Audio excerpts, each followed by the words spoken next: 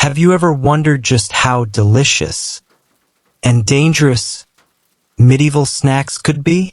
Those apple fritters, sweet like today's donuts, but sometimes fried in oil that was days old, and perhaps even a little gross. And the things that brought joy and comfort to children, like cheese curds or turnip pies, sometimes tasted bad, and sometimes were harmful to health. The rich enjoyed them with sugar and spices, while common folk relied on risky or unstable foods just to fill their stomachs. Today, we'll take you into a world where every bite was an adventure, every snack sometimes a delight, sometimes a challenge, and every taste will make you wonder just how safe indulgence really was.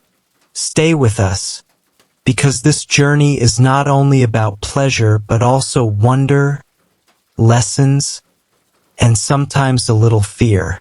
If you want to experience every moment of this strange and delicious world, subscribe and watch the full video. Relax now. Settle into the quiet of your room.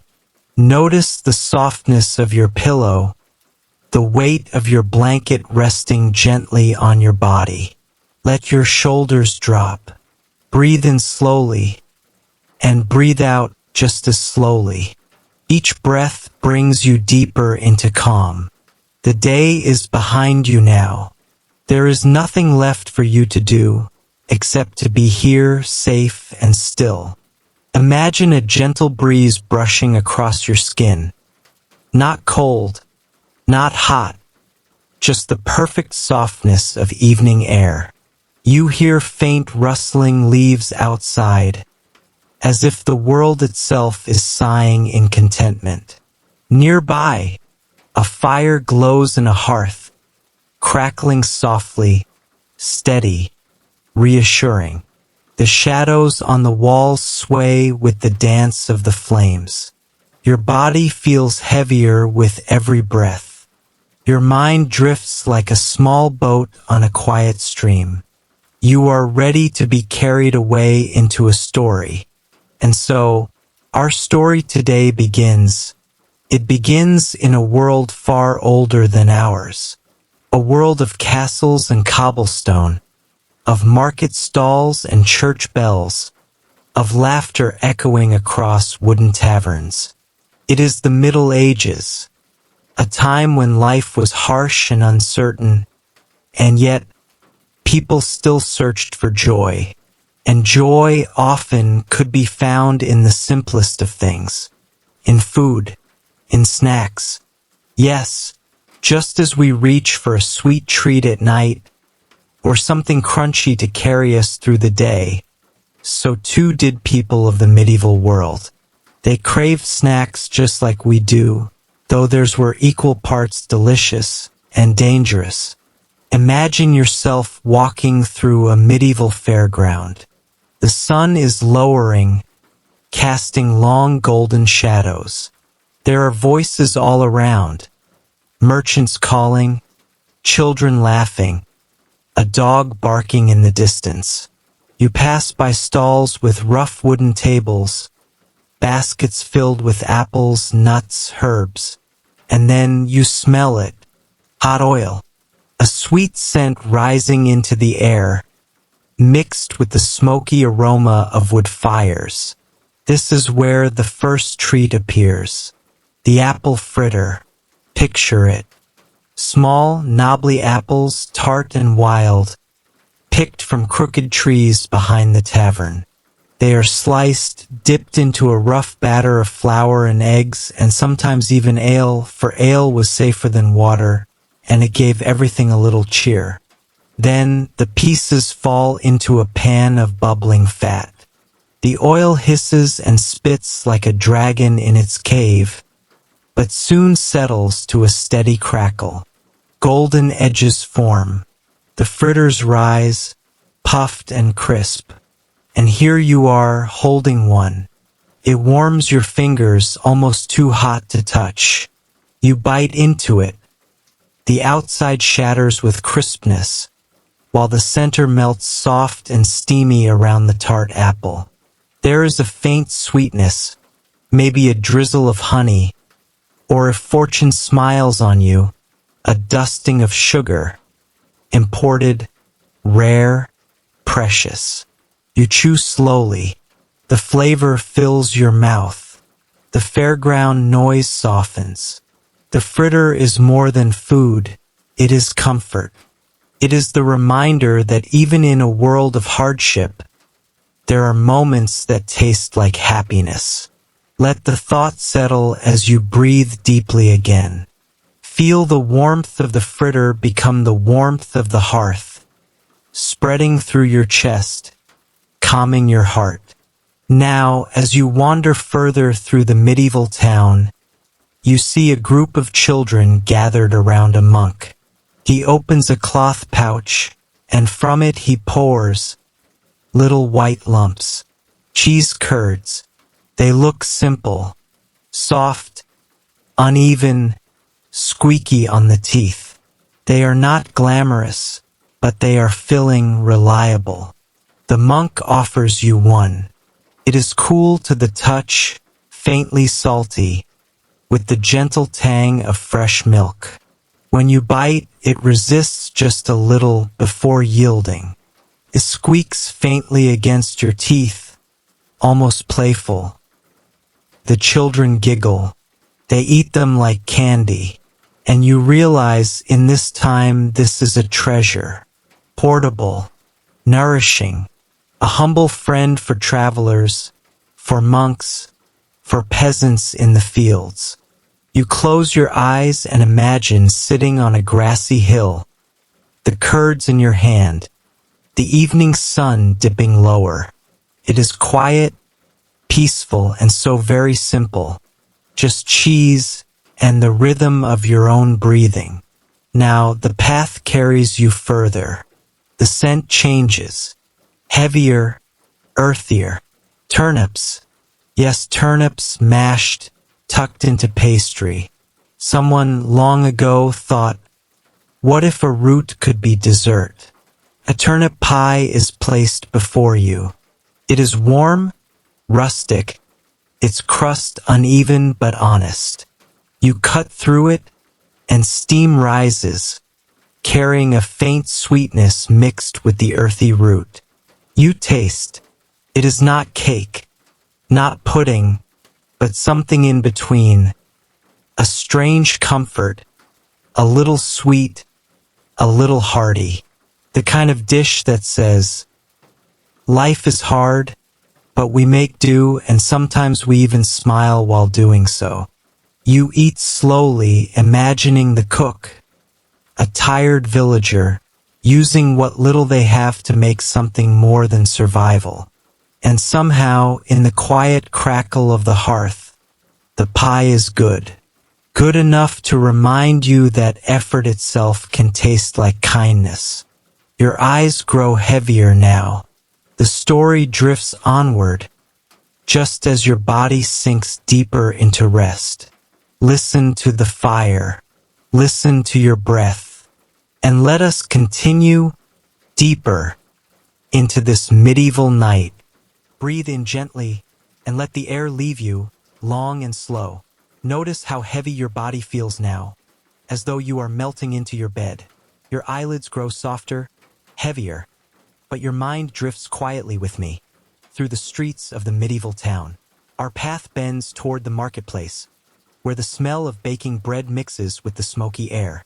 The crowd thins as the evening bells ring in the distance. A vendor waves you over, his hands dusted with flour, his table filled with pastry. And there, folded into thick, golden crusts, are the meat pasties. Handheld pies, portable, hot from the oven, their edges slightly scorched but sturdy. You pick one up, feeling the weight in your hand. The crust is thick, meant not just to hold the filling, but to protect it, to keep it warm, to shield it from dirt, from wandering hands. Steam pours out, rich with the scent of meat, herbs, and spice. Perhaps it is pork or mutton or rabbit. Perhaps you'd rather not ask. That is the charm of the pasty. It is food. It is comfort. It is a mystery wrapped in bread. You take a bite. The crust flakes softly, then gives way to the tender filling inside. It is seasoned with pepper, maybe sage, maybe garlic. It is warm, savory, and filling. Each chew steadies your breath, calms your thoughts. You are no longer in a noisy market. You are here, in your bed, drifting deeper into peace. The pasty reminds you that even the simplest foods can hold warmth, can travel with you, can be a companion when the world is uncertain. You feel that warmth spread through your chest, a cozy heaviness that helps you sink deeper, quieter. Now picture the market again. The vendor has vanished, and in his place stands a noble table, draped with embroidered cloth. Silver bowls glint in the firelight. A servant steps forward, offering you a tiny dish filled with candied fennel seeds. They sparkle like jewels. Tiny, white, glossy, each one coated with sugar. You lift one, rolling it between your fingers. It is small, almost insignificant, and yet in this world, it is luxury. Sugar, boiled and beaten, poured carefully over fennel seeds. Took time, skill, wealth. You place one on your tongue. At first, there is only the sweetness, hard and crystalline. Then the fennel emerges, a sharp, herbal flavor, like licorice, unexpected, refreshing. You chew slowly. The seed cracks beneath your teeth with a crisp little snap. It is both sweet and bitter, refined and wild. You close your eyes. The taste lingers. And for a moment, you feel yourself in a candlelit hall, music drifting, nobles in velvet gowns speaking softly while firelight glitters on their goblets. And yet, here you are in your bed, safe and still, tasting what they tasted. The past and the present fold together like layers of pastry. Let your breath deepen again. Inhale softly, exhale fully. The sound of the hearth returns. The fire crackles low, and another treat is set before you. Golden, dense, sticky with sweetness. Made not with sugar locked in distant castles, but with honey from hives tended in quiet fields. It is heavy in your hands, like a brick of sunlight. The surface glistens. The scent is rich, floral, warm. You cut into it, and the knife resists. The cake is firm, built for endurance, not for delicacy. But when you lift a slice and taste it, the honey spreads across your tongue like liquid amber. Clings, sticky, but satisfying. Each chew is steady, grounding, almost meditative. Perhaps there are spices within. Cloves, cinnamon, nutmeg, rare treasures that turn a simple cake into a village legend. Or perhaps there are dried fruits folded inside, sweet bursts hidden in the dense crumb. You imagine this cake at a wedding feast, at a festival, at a table surrounded by laughter. You imagine it gifted, shared, broken in pieces and passed by hand. But tonight it is yours alone. Yours in the quiet of this story. Yours in the softness of your rest. Let the honey linger. Let it become the golden glow of the fire. Let it spread through you, down your arms, down your legs, to the tips of your toes. Warmth, sweetness, heaviness. You are safe. You are still. You are resting. Now, as your body grows heavier, your mind drifts further, carried into the deeper layers of the medieval night. Outside, the market closes. The torches dim. The people return to their homes. But you, dreamer, continue the journey, slipping into another street, where other snacks, humble, strange, and comforting, wait to be discovered. And so, the story carries on. Take another deep breath in, and release it long and slow. Feel the weight of your body pressing into the mattress, safe, still, unbothered. Notice how your arms are heavier, your legs are heavier, your thoughts are quieter. The story carries you, gently, like a stream carrying a leaf. You step once more into the medieval night. The sky above is dark velvet, embroidered with stars. The cobblestones are damp, glowing faintly in the torchlight. The town is settling, but somewhere, in the corner of a narrow street, a cook tends to a pan, the oil within bubbling with a sound both sharp and soothing. You approach, and she lifts something out with her wooden tongs. It glistens in the light, crackles as it cools. Fish skin cracklings. The skins, once silver and slick, now fried into golden, curling crisps. They are brittle, light, salty. You take one, warm against your fingers, and raise it to your lips. It shatters instantly in your mouth, breaking into sharp flakes that melt into briny flavor. It tastes of the sea, of tides and waves, of gulls wheeling above a distant harbor. You chew slowly, and the crackling crunch becomes softer in your ears, like the distant rhythm of waves. You are no longer in a town. You are at a shoreline, standing barefoot in the sand, the moon shimmering on the water. Each bite brings the ocean closer, calmer, until it surrounds you like a lullaby. You take another slow breath. The taste fades, but the sound of the waves lingers, rocking you deeper into stillness. The cook smiles faintly, tucks away her tongs, and vanishes into the night. The street is yours again. The stars guide you further. Ahead, you find a tavern. Its door hangs open, spilling golden light onto the street. Inside, men and women laugh, their voices thick with ale. The air is smoky, heavy with the scent of wood and yeast. And on a rough wooden table, you see a bowl filled with something strange, yet oddly inviting. Not fresh, not soft, but old, stale, rough. And beside them, a jug of ale. The tavern keeper takes a piece of bread, dips it into the ale, and hands it to you. This is a sop bread in ale. You take it carefully. The bread has softened, soaking in the liquid, becoming something new. You lift it to your lips. The taste is rustic, yeasty, malty, faintly sour, but comforting. The bread, once hard, now melts against your tongue. It is warm with simplicity, a quiet kindness to a hungry stomach. You chew slowly, and the tavern fades around you.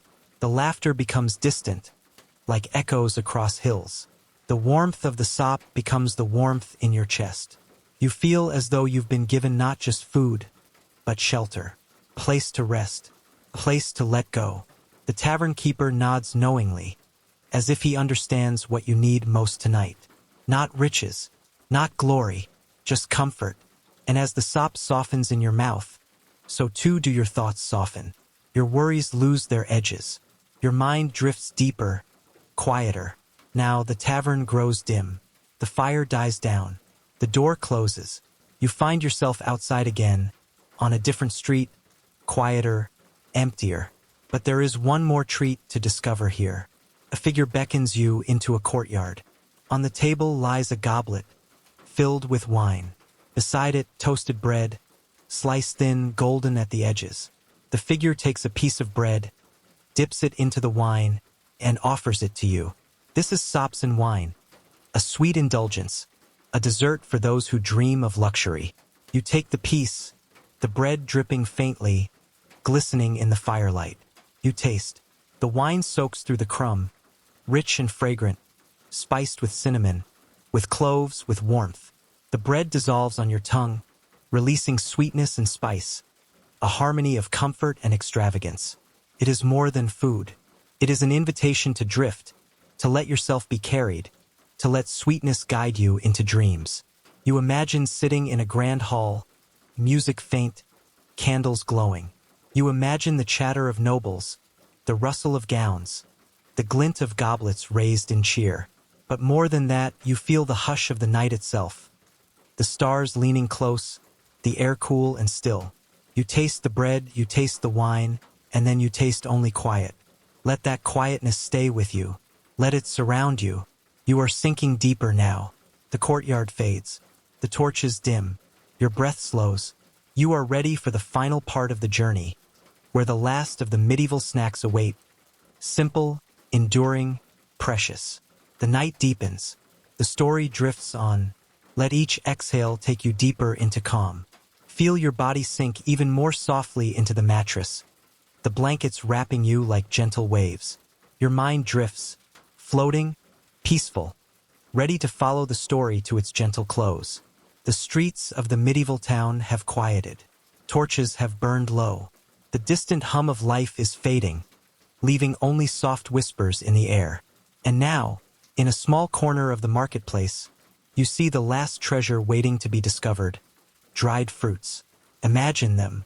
Raisins, figs, dates, prunes, sun-baked, wrinkled, heavy with sweetness. They are small, dense, sticky, yet filled with life, packed with the sun of many days, the care of hands long gone. You pick up one, rolling it between your fingers. It is soft yet firm, a tiny miracle of preservation, ready to be savored. You taste it slowly. The sweetness fills your mouth. The texture is chewy, a little challenging, but rewarding. You notice the faint tartness, the depth of flavor that reminds you of patience, of time, of care taken in small things. And as you chew, imagine the warmth of the hearth returning, the soft glow of the fire reflecting in the golden crust of pasties, in the shine of candied fennel, in the amber of honey cake. The air is filled with subtle scents, smoke, spices, herbs, honey, and ale, all mingling, gentle, comforting, reassuring. Take another slow breath. Feel it move through you. Let the sweetness and warmth of the medieval treats become a soft rhythm in your body, a lullaby of flavors, textures, and memories of people who once craved comfort, just as you do tonight. The fairground, the tavern, the courtyard, they fade now. What remains is the quiet, the soft crackle of a distant hearth, the gentle hum of night outside your window. You are floating above the town, above time itself, wrapped in the soothing notion that no matter how harsh the day, there is always a small comfort waiting, a snack, a warmth, a moment of joy. Your body sinks further into stillness. Your mind drifts past streets, past torches, past the smell of wood smoke and baked bread.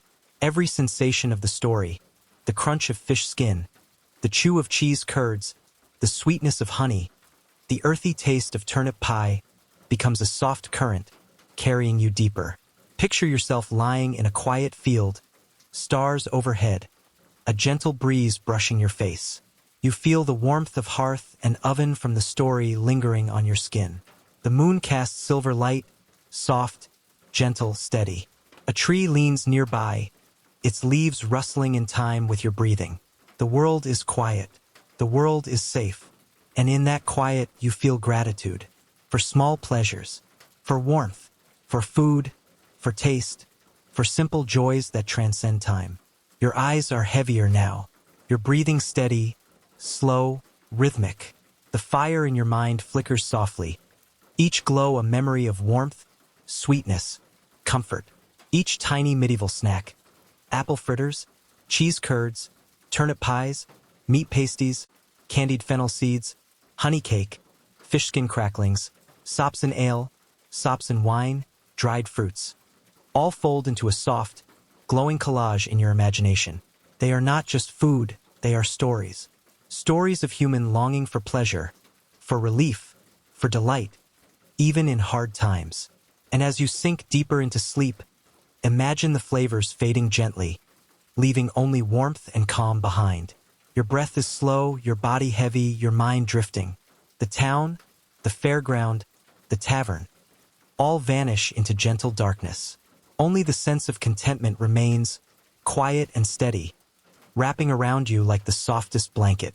With each exhale, your muscles relax, your shoulders soften, your jaw unclenches, your legs, your arms, your back, all sink further. And with each inhale, you feel light, floating, peaceful. Now imagine the last glow of fire dimming into the night.